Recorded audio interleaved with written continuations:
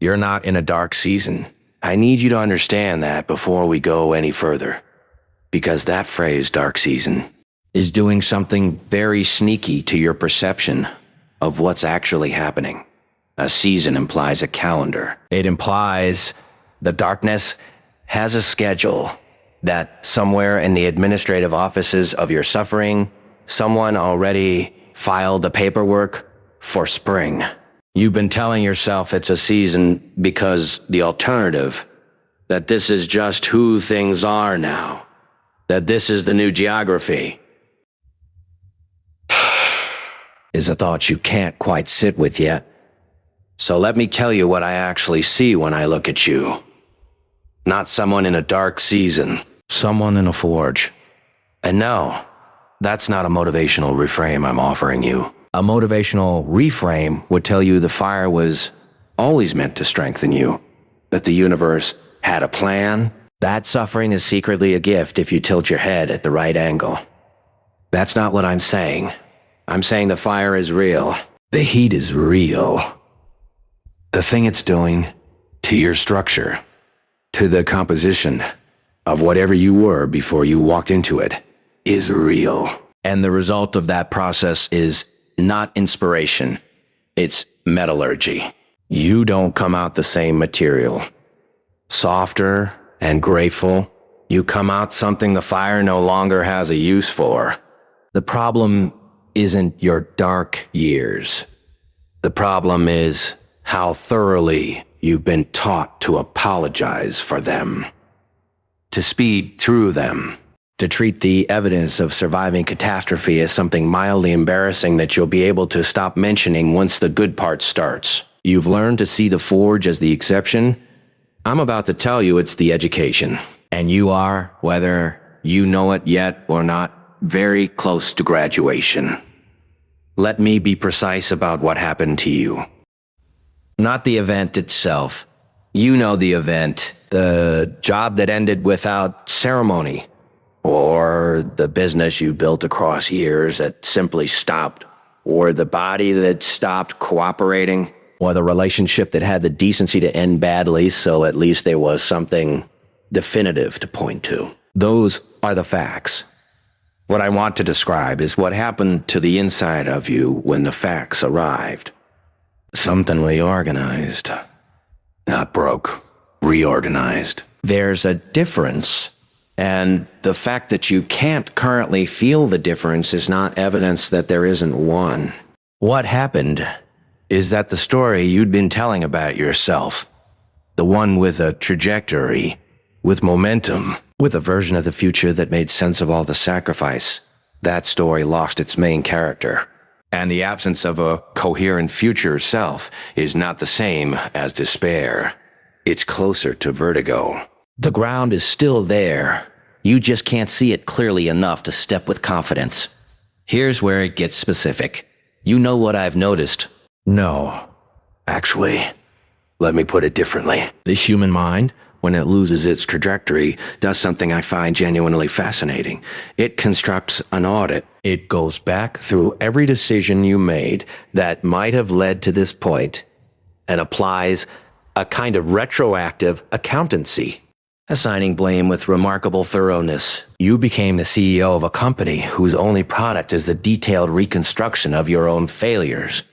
You kept exceptionally good records. The year you took the wrong job, the partnership you stayed in past its expiration. The investment you made with the confidence of someone who didn't know enough yet to know how little they knew. You compiled all of this into a document, internal, meticulous, regularly updated, and you consult it often. And what strikes me about that document is not the failures it contains. It's the verdict it keeps producing. The verdict is, this was always going to happen. The verdict is, the evidence of who you actually are was there the whole time and you should have seen it sooner. I know a man, very serious man, very good at compartmentalizing, who once built his entire identity around never letting the darkness find him. He had systems, extraordinary systems, Structures within structures designed to ensure that nothing uncontrolled could get close enough to actually touch him. And one day, something uncontrolled arrived. And one day, something uncontrolled arrived anyway, the way it always does. And the systems were entirely useless. And instead of questioning the systems, he spent considerable time questioning himself for not building better ones. I found that genuinely diagnostic of something he'd never examined. The internal monologue of someone in their darkest years sounds, from the inside, like evidence. It presents itself as the natural conclusion of careful reflection. You think, I'm being honest with myself, finally. You think, other people lie to themselves and that's why they keep making the same mistakes? But I'm clear-eyed enough to see that the problem is something structural. You think, I'm not going to pretend this situation isn't serious. And all of that sounds like maturity. It sounds like the rigorous self-examination of an adult who has stopped making excuses. It is, with great precision, the most sophisticated self-deception available to an intelligent person. Because here's what the internal audit never includes: the circumstances that weren't about your decisions, the market that moved independently of your competence, the relationships that had their own architecture you couldn't have known from outside, the timing that was simply wrong in ways that had nothing to do with your judgment. The audit excludes all of that because the audit needs a culpable party.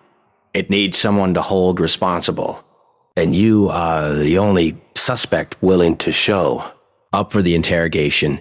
You've been interrogating yourself with a thoroughness that a good defense attorney would find alarming. So, here is the actual question. Not the one you've been asking yourself in the dark. The one about what you should have done differently. The real one. The one underneath that. What would your life look like if the dark years were not the evidence of your failure, but the beginning of a story that hasn't reached its most interesting chapter yet? Setback. Let's start there because that word is doing more damage than you've noticed. A setback implies a direction. It implies you were going somewhere, and now you've been pushed in the opposite direction. The metaphor built into that word is a straight line. Progress, then interruption, then progress resumes. The vocabulary of setback requires the vocabulary of destination, which requires the vocabulary of a predetermined path, which is exactly the kind of thinking that made the darkness so disorienting when it arrived. You were never on a straight line. No one was. The straight line is a story that gets constructed backward, after the arrival point, to make the journey seem like it had inevitable direction. We take the events of a life, the random, the chosen, the survived, the failed, and we connect them into a narrative because narrative is how human beings process experience. You're not a setback. You are in the middle of a story that cannot be understood from the middle. The word setback requires a stable forward. You don't have that. Nobody does. What you have is now, and the accumulated material of everything you've been through, and a particular, expensive, irreplaceable intelligence that comes from surviving things you didn't plan to survive. That is not a diminished position. That is a specific position. The word for it is not setback. The word for it is prepared, though. Huh? I recognize that word is doing everything it can to not feel true right now. The label was always wrong. The line was always invented. And the destination was always less interesting than what you find when the invented line breaks. No, the idea that hardship is something to recover from, rather than something to be transformed by, has a history. It didn't arrive with you. It was delivered. From the moment you were old enough to absorb narratives, you were absorbing a specific one. that the arc of a life bends towards success, and success looks recognizable. Stable income. Recognized achievement. A body that behaves. A relationship that is legible to other people as good. These were not presented as options among many.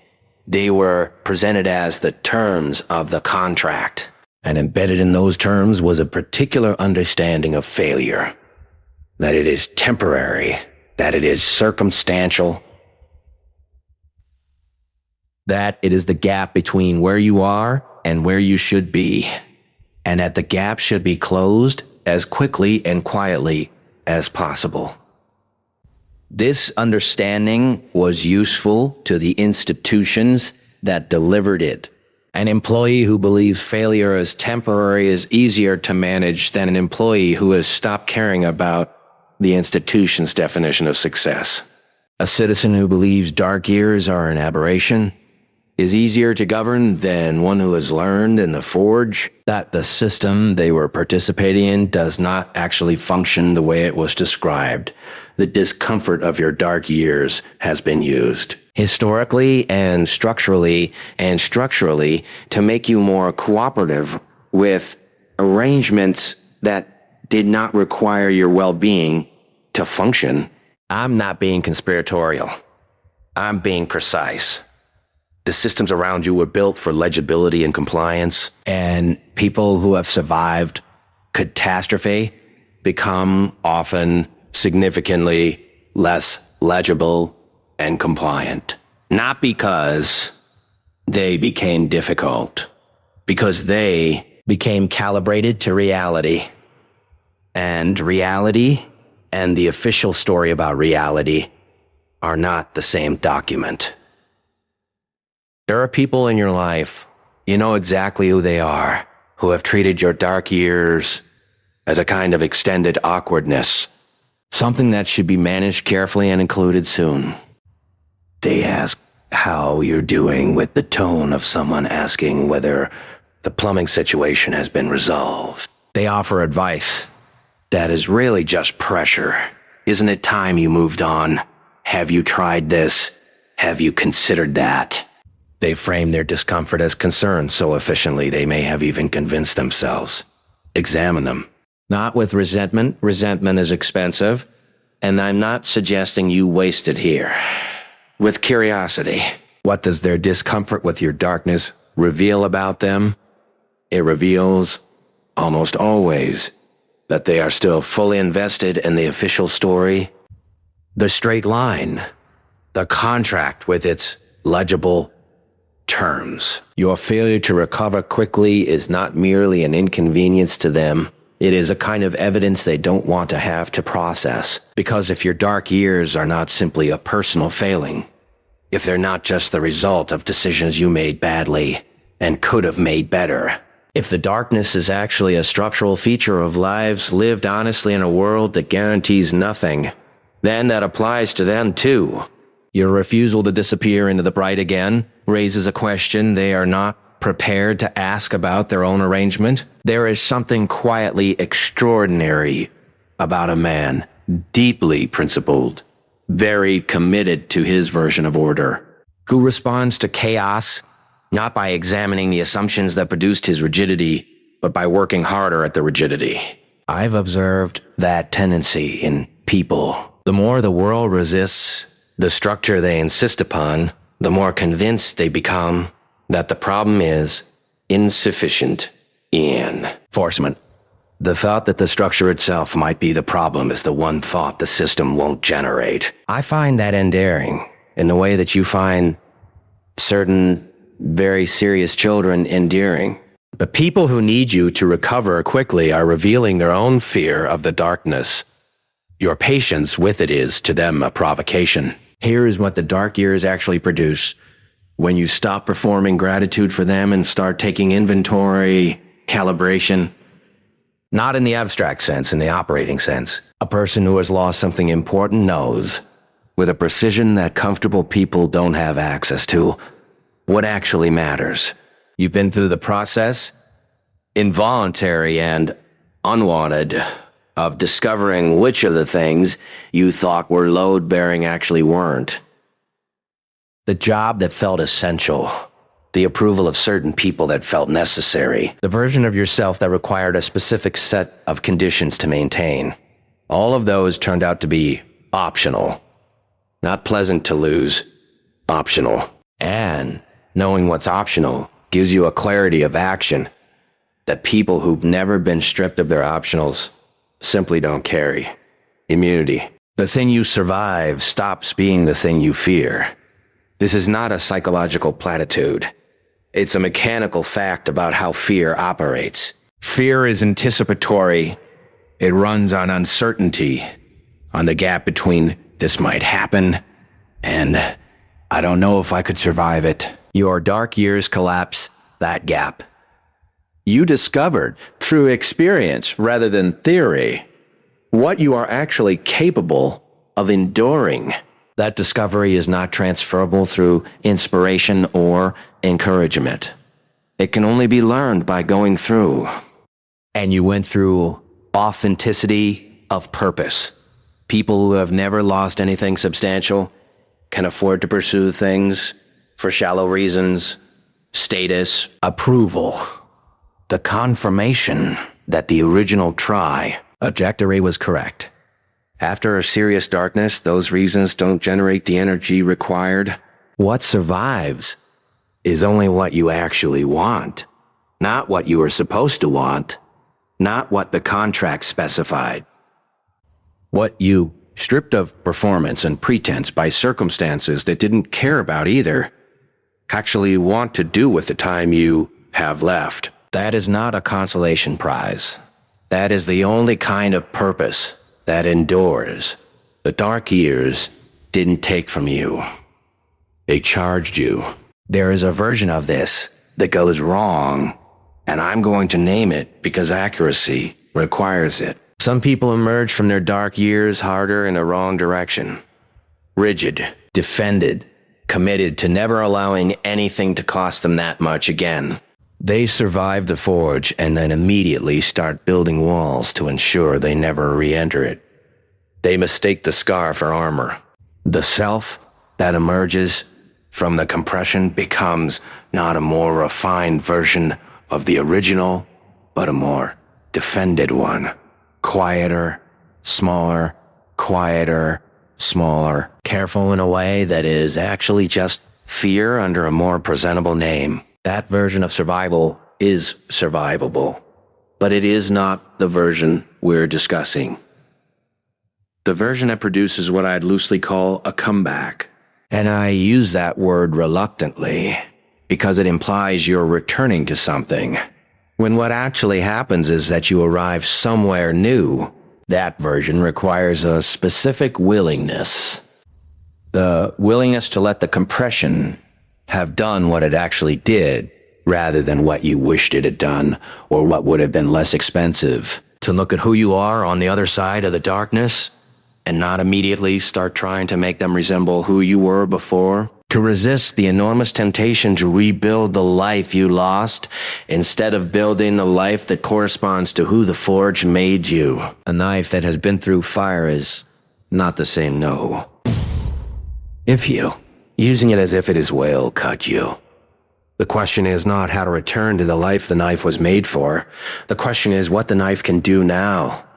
4 shifts. None of them comfortable. All of them true. The words inside your head are building something. Every time you think I'm recovering, you are constructing a story where the dark years are an illness and the goal is a return to prior health. Every time you think I'm starting over, you are constructing a story where everything that happened was subtracted from your total, and you are now at a lesser position than you were. Every time you think I lost everything, you are constructing a story that ends at the loss and declines to continue into the chapter that begins, the chapter that begins morning after. These stories are not neutral. They are architectural. They determine what you allow yourself to attempt.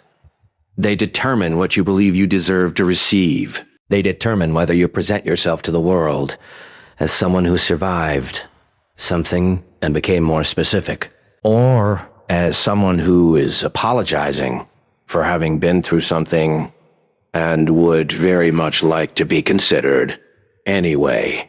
The replacement is not optimism. I want to be precise about that because optimism is a different thing. Optimism is a posture toward the future, and the future isn't the problem. The problem is your posture toward the past. I'm recovering becomes, I'm operating becomes, I'm operating with information I didn't have before. I'm starting over becomes, I'm starting from here with everything I actually have. I lost everything becomes, I lost the things that turned out to be losable. What remains is not nothing. I'm behind becomes, I'm on a different schedule than the one I was sold. That's not the same as late. These are not cheerful alternatives. They are more accurate. That is their only qualification for replacing the originals. Some of these said, paces you currently occupy were designed for a version of you that no longer exists in the original form. Professionally, socially, perhaps geographically, the life you were living before the dark years had an ecosystem around it. Relationships, rooms, routines, calibrated to the person you were then. And that person, whoever they were, is now a more expensive, more complicated, more specific version. And not all of those original spaces have the capacity to hold the more complicated version. This is not about burning things down. It is about accurate accounting. There are relationships in your life that are organized around who you were, rather than who you are. They're not malicious. They're just calibrated wrong. The people in them knew you as a particular thing and have not yet been given the information or the invitation to know you as what you actually are now. Some of them will not want the update. The version they had was more convenient, and the discovery that convenience was the organizing principle of what you thought was loyalty is its own kind of darkness. Smaller than the first, but still worth naming. Audit the rooms. Which ones require you to be smaller than you've become? Which relationships are organized around a story about you that you no longer recognize? Which routines are preserving a structure designed for a life that ended, not to eliminate necessarily, to see clearly? Because you cannot build the next thing from inside the architecture of the last thing, not without making significant modifications. The next time someone treats your dark years as evidence of diminishment, not with cruelty necessarily, but with that specific quality of sympathy that is really just pity arranged more tastefully, you will need two sentences. Internal, not for them. For you, the first. They're reading the middle of a story and calling it the ending. The second. The ending hasn't been written yet, and I'm the one holding the pen. Not aggressive, not defensive, certain. The certainty of someone who has been through something and knows that the people who haven't been through it are, for all their sympathy, working with incomplete information.